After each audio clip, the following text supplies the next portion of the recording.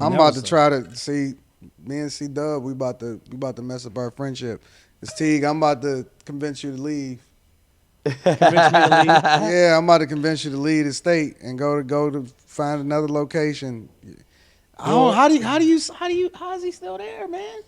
it's I mean, Uh, because you I T don't. either he got to be the craziest person I've ever heard in my life, or you got to be like so dedicated to the cause and what it is that you really stand for that you just willing to willing to risk Man, the one of the ones possibility. I think that he would one of the ones I would probably say that probably, man, he should be concerned about is probably one of the ones that's saying, man, it really changed his life.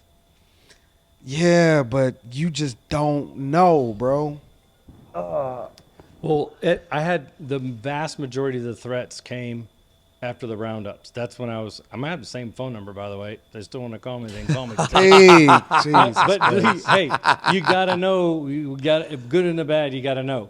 But that's when I got a lot of the threats. I mean, my wife and I didn't stay home alone for months on end because of the threats that came in. This book didn't get properly promoted because the book release party we got threats and social media's blowing up. People are going to drive by, so I haven't been able to really promote No this book thing. signing, no nothing. He ain't had a book signing yet. Nothing. Haven't done anything I for told the him I book. want to have him a book signing. But again, it's Man. so I think most of it now that even some of the you read some of the bad reviews are, man, it's another white guy coming in and trying to gentrify a neighborhood, taking advantage of black people, trying to make money.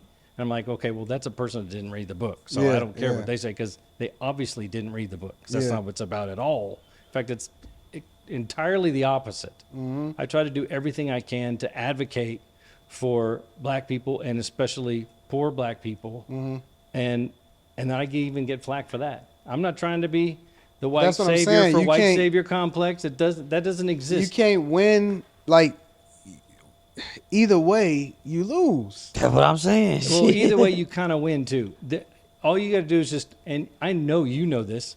You know this too. Yeah. Is you're going to have people that you say something and you know your intention, and they can either receive it or they can't. But you have to ignore the ones that can't, because the ones that will receive it are the ones that have a chance to figure it out more, and they'll listen more. And if you have a chance to listen more, or introduce them to somebody else and say, man, why don't you listen to what Charleston has to say, and get them moving along. Those are the ones you got to focus on.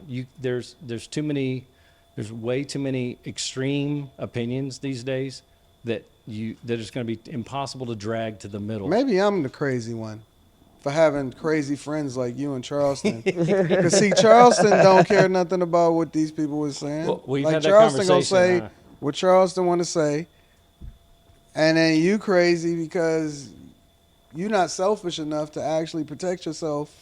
Oh, look, we do things. I'm not saying I don't protect myself. So we're keenly aware, Yeah. and protect ourselves as is reasonable. But again, I think once people know that the story is there, I think you can get out of prison and turn your life around and know that you were a part of something that actually is turning other people's lives around for the better. Yeah. Because everybody's played a part in that. And it's not, I literally am absolutely in debt over that book. So I'm not making any money off it. The neighborhood is improved. You know, we've gone down and done interviews with people. They came through and put up fences and painted the houses, and they bulldozed some of the houses that have been sitting there forever. It's not perfect, but it's a hell of a lot better than it used to be. And I think just the fact that now the movement isn't about the next undercover operation to take people down. Now I think the movement now can be about what else can we do so that that's not the only part of the solution, and that maybe people try to make a different decision about the direction that they take. I mean, so that's Yeah, we that's need the this point. on Netflix somewhere, man. They got to see this. Yeah, for sure. Yeah, American Gangster was good, but nah. You ain't never thought about like doing consulting work as far as for different police departments within urban communities to better help them to understand how they can make more of an impact instead of just looking at it like, you know what I'm saying? The Yeah, way that would they be doing great. it. I mean, I do speak in engagements, and usually they're limited to, church groups or leadership programs and things like that. Because again, as soon as you make a big advertisement about it, but a police department would be a great opportunity. It would be, I absolutely would be able to do that. I've had officers. I got an officer I'm meeting on Friday that we're having coffee that just wants to ask questions about this that they have had. So to me, that's more progress, because it doesn't mean that I'm the know-it-all, but the fact that somebody wants to take more information in and see if maybe there's something different that they can understand is the whole point. I don't need to convince you to be on my side. I need to convince you to stick around enough to where we can learn from each other and not walk away pissed. That's the whole point, right? So if we can get more people in the middle, I think the more people are in the middle, we just don't have as loud of a voice.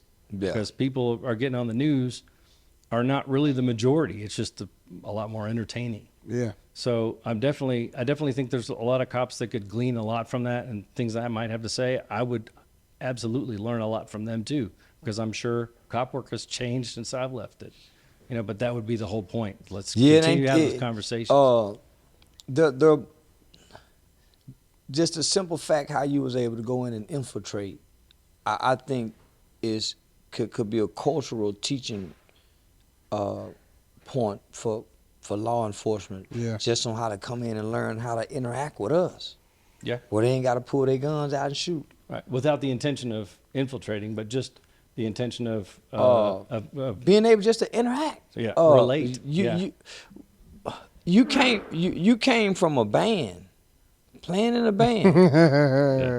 Man, you went directly to the bottomless pit of hip hop culture. You can't get no lower than that. Ain't no jazz, ain't no rock and roll. Yeah. Man, you went to the bottom and you made friends.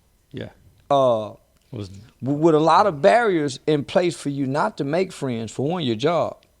And for two, my appearance and culture. Yeah. Right? But I'm glad you brought that up, because that really is the one thing that I noticed, that the more I sat with some of these cats, it was the only piece that was the differentiator was the sociopathic thing they had. Yeah. Where if I piss you off, you're going to drive by my parents' house and shoot it up or whatever. Yeah. But besides that, we'd argue about Barry or Emmett, LeBron, Michael, talk about, are you a T-shirt fan of this? They want me to introduce them to the girls over on the west side. We share 40s and, sip whiskeys or what. Dude, they were dudes. Like, man, you were absolutely no different. And I even had a very unique cultural background already coming into it.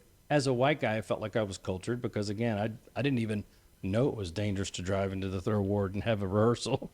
But you know what I mean? But that's because I was just a kid. But these dudes took care of me.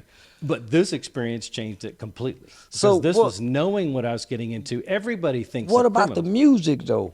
Was you able to tap into the music when y'all riding together? Oh, no, for sure, man. I think you talked about something about the last time we talked about kind of how music can get you vibing in those kind of, man, I came from my musical background is broad, and I love all kinds of music, but man, I used to crank some Dirty Worms and stuff, which was a little earlier, some Austin rap rock. Yeah, y'all lost me. Your Dirty Worms, y'all lost me. Smackola, I was crank that stuff.